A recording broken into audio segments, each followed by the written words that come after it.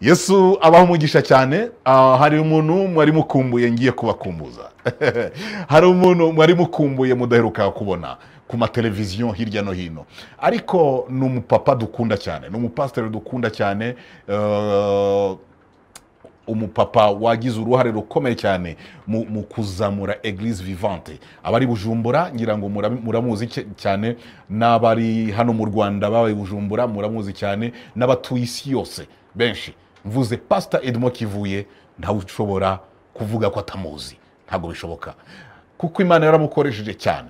Uyu mupapa nabo nkubwire yuko Pastor Edmond Kivuye ni umupapa wakoreye Imana cyane, n'ubu akikorera.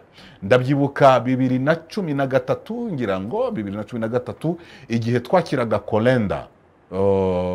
Kolenda navuga ni umwana wa Bonke, uwo Bonke yasigiwe ububasha. Rero nkubwire yuko nicyo gihe nabonye imbuto ziri mu Pastor Edmond Kivuye. Nukuri Imana ikomeza umugisha cyane. Njya nibuka umunsi umwe twahuriye hano mu mujyi Pastor Edmond twaganiriye amasegonda make, ariko arampumuriza cyane, arankomeza, aravuga ati humura, Uwiteka azongera yubaka amateka, Uwiteka agiye kongera kutwubakira amateka adasanzwe, Uwiteka agiye kongera kudusubiza mu bihe bidasanzwe. Maze iminsi mbabwira ibihe kandi muri kubibona. Yesu ari gukora ibikomeye, Yesu ari gukiza, Yesu ari kubohora, Yesu ari kubohora abantu bari baboshwe aka kanya. Reka rero muri aka kanya dukurikire ijambo Pastor Edmond Kivuye yabwiye isi yose. Iby'uku kwezi biza kugendekera bite, bizagenda bite muri famiye yawe, niki Imana ivuga, niki Imana yakuvuzeho uyu munsi, uyu mugoroba, ni irihe jambo Imana yaguteguriye. Pastor Edmond Kivuye, reka twumve ibyo Imana yamutumye. Karibu cyane.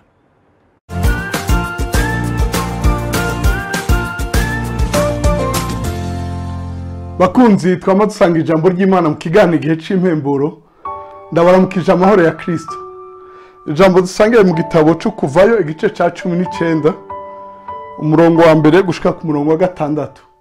Kuvayo igice ca 19 umurongo wa mbere gushika ku wa 6 handitswe ngo: mu kwezi kugira gatatu Abisirayeli bavuye mu gihugu ca Egiputa, ku munsi wako wa mbere niho bashika mu bugaragwa bw'Isinayi.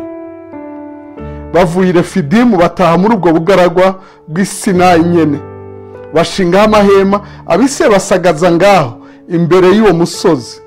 Mose aduza aho Imana iri, Uhoraho amubarira n'ijwi rirenga ari kuri uwo musozi, ati kuba ariko ubarira ab'inzu ya Yakobo ubwira Abisirayeli uti mwarabonye ivyo yakoreye Abanyegiputa, n'ingene mweho yabateruye ku mababa nk'ay'inkukuma akabazana iyari.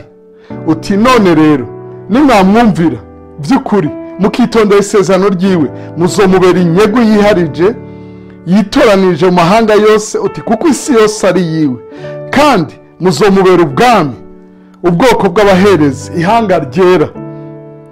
Ayo majambo aba ari ubwira Abisirayeli. Imana ishimwe cyane, Imana ishimigwe ijambo ryayo. Nkundira nsome no mu Kuvayo igice ca 17 umurongo wa mbere gushika ku murongo w'indwi, bigufashe gutahura aya majambo.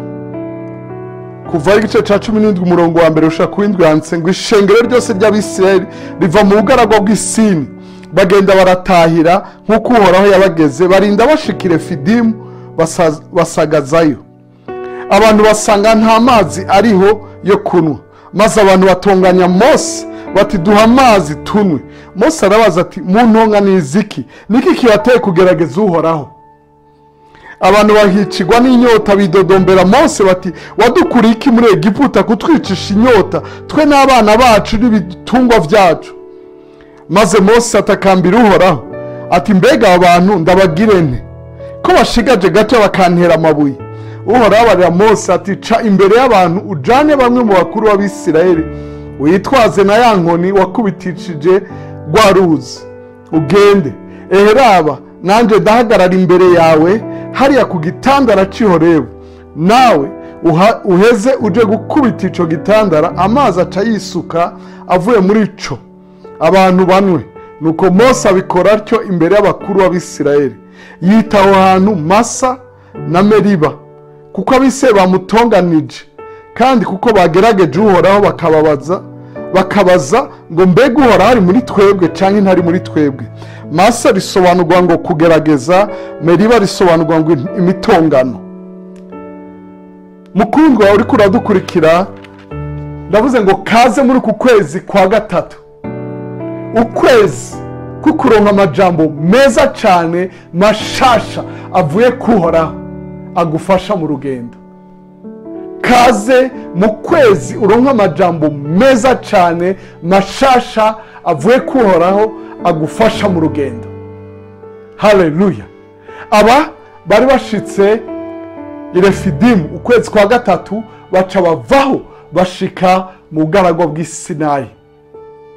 Bwari ubugaragwa, bavuye Isini bashika i Refidimu, bashika Isinayi, hose n'ubugaragwa, ariko baragenda.